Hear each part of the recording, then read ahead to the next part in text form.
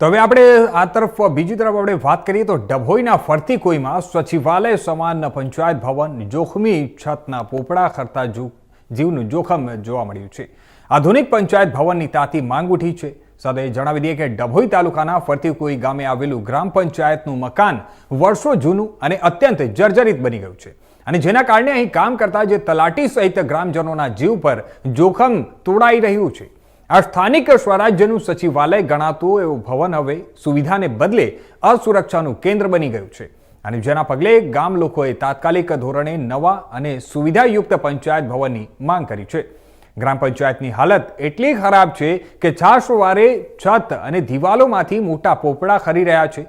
ચોમાસામાં પાણી ટપકવાની સમસ્યા તો સામાન્ય છે, પરંતુ હવે તો જર્જરિત છતમાંથી લોખંડના સળિયા પણ સ્પષ્ટ રીતે દેખાઈ રહ્યા છે।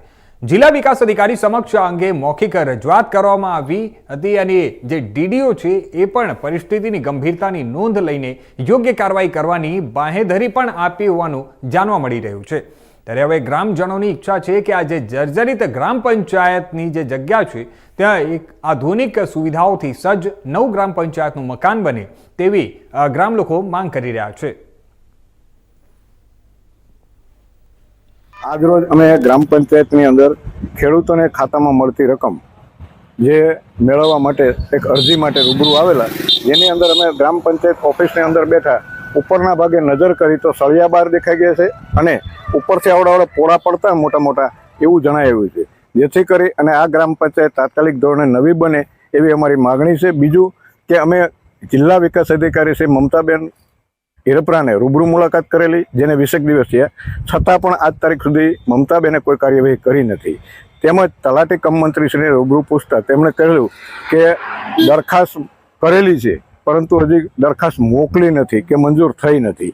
જેની દરખાસ્ત થયાના સમયમાં તલાટી કોઈની રાહ જોતા એક ઉપરથી કોઈને પોળવું પડે અને મરી જાય એની જવાબદાર કોણ?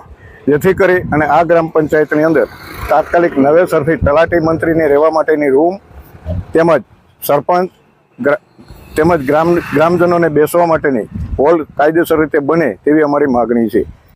બને તો આ નુકસાનીમાંથી બચાય અને કોઈની જાન બચે તેવી અમારી માગણી છે। જય ભારત।